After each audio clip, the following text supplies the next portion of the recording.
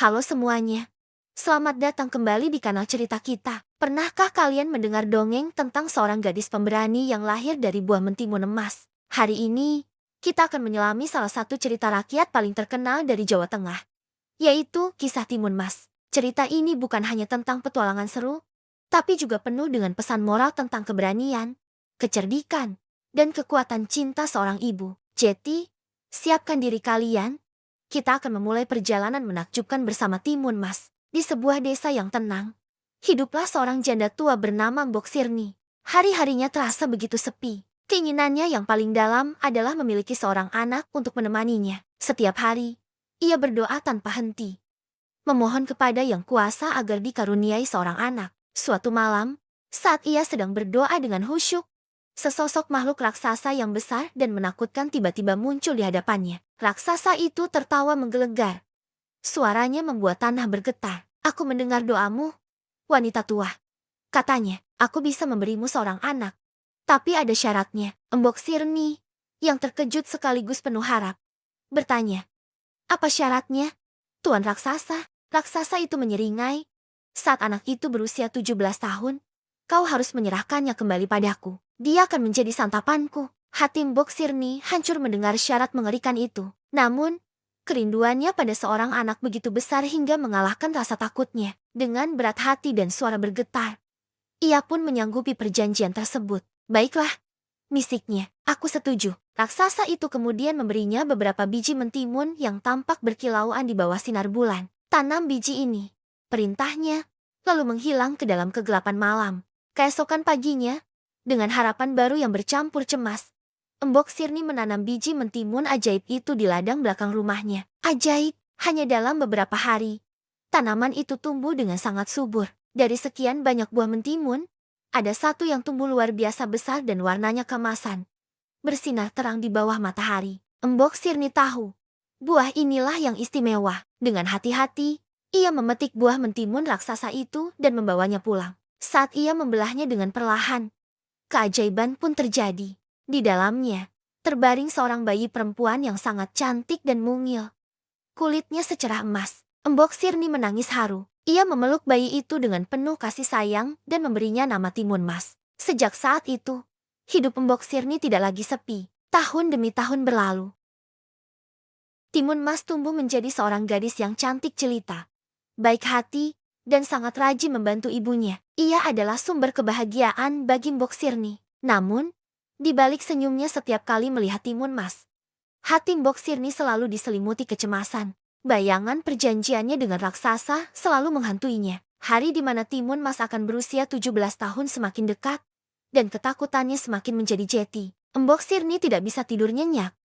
Pikirannya terus berputar mencari cara untuk menyelamatkan putri tercintanya. Ia tahu ia tidak bisa melawan raksasa itu sendirian. Dalam keputusasaannya, ia teringat akan seorang petapa sakti yang tinggal jauh di dalam gunung. Dengan harapan terakhirnya, Mbok Sirni memutuskan untuk menemuinya dan meminta pertolongan. Setelah menempuh perjalanan yang sulit, Mbok Sirni akhirnya tiba di gua tempat sang pertapa tinggal. Ia menceritakan semua kisahnya, dari perjanjian dengan raksasa hingga ketakutannya akan kehilangan Timun Mas. Sang pertapa mendengarkan dengan saksama, lalu memberinya 4 bungkusan kecil. "Berikan ini pada putrimu," kata pertapa itu. "Di dalamnya ada biji mentimun, jarum, garam, dan terasi. Suruh dia lari saat raksasa datang. Jika raksasa sudah dekat, katakan padanya untuk melemparkan bungkusan ini satu persatu ke belakangnya." Mbok Sirni berterima kasih dan segera pulang dengan membawa keempat bungkusan ajaib itu. Ia memberikan bungkusan itu kepada Timun Mas dan menjelaskan apa yang harus dilakukannya. Tepat pada hari ulang tahun Timun Mas yang ke-17, suara langkah kaki yang berat dan menggetarkan bumi terdengar dari kejauhan. Sang raksasa telah datang untuk menagih janjinya. "Waktunya telah tiba. Mbok Sirni, serahkan anak itu padaku," teriak raksasa dari depan rumah. Mbok Sirni menangis, memeluk Timun Mas erat-erat untuk terakhir kalinya. "Lari, nak, lari secepat mungkin ke dalam hutan. Jangan biarkan dia menangkapmu," bisiknya. Dengan berat hati, Timun Mas mengucapkan selamat tinggal dan berlari ke arah hutan, menggenggam erat 4 bungkusan ajaib di tangannya. Melihat Timun Mas melarikan diri, raksasa itu menjadi murka. "Hei, mau lari kemana kau?" Dengan langkah-langkah lebarnya, ia segera mengejar Timun Mas. Pohon-pohon kecil tumbang diinjaknya. Timun Mas berlari sekuat tenaga. Tetapi suara derap langkah raksasa semakin dekat di belakangnya. Saat raksasa itu hampir menggapainya, Timun Mas teringat pesan ibunya. Ia segera membuka bungkusan pertama dan melemparkan isinya, yaitu biji-biji mentimun. Ajaib, seketika, biji-biji itu tumbuh menjadi ladang mentimun yang sangat luas dan lebat. Batang-batang mentimun yang merambat melilit kaki raksasa, membuatnya tersandung dan jatuh terjelak. Sialan, geram raksasa itu sambil berusaha melepaskan diri. Kesempatan ini digunakan Timun Mas untuk berlari lebih jauh lagi. Namun, kekuatan raksasa itu sungguh luar biasa. Tak lama kemudian, ia berhasil bebas dan kembali mengejar dengan amarah yang lebih besar. Lagi-lagi, jarak di antara mereka semakin menipis.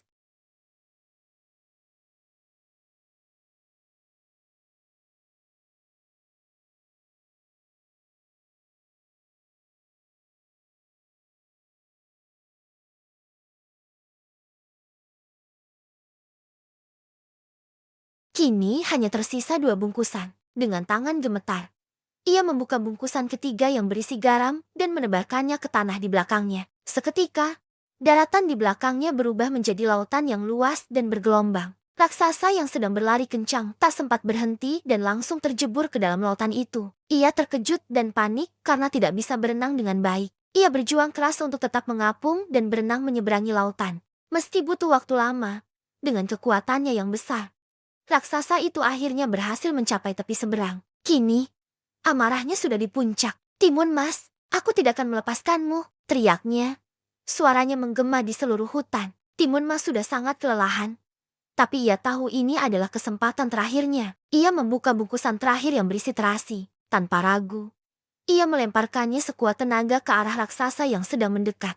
Keajaiban terakhir pun terjadi. Terasi itu berubah menjadi lautan lumpur yang luas dan mendidih. Raksasa yang tak menduga hal itu langsung terperosok ke dalamnya. Ia panik dan meronta-ronta, berusaha keluar. Namun, semakin ia bergerak, semakin dalam tubuhnya tenggelam ke dalam lumpur panas itu. Tolong, tolong, teriaknya.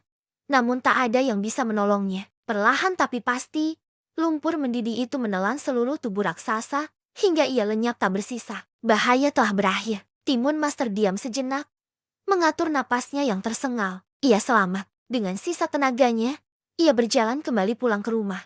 Dari kejauhan, ia melihat ibunya, Mbok Sirni, yang menunggunya dengan cemas di depan pintu. Melihat putrinya kembali dengan selamat, Mbok Sirni langsung berlari dan memeluknya erat. Keduanya menangis bahagia. Sejak hari itu, Timun Mas dan Mbok Sirni hidup dengan tenang dan bahagia selamanya. Tak ada lagi ancaman dari raksasa jahat yang mengganggu mereka. Cerita Timun Mas mengajarkan kita banyak hal. Pertama, jangan mudah tergiur oleh janji yang kelihatannya indah, karena bisa jadi ada bahaya besar di baliknya.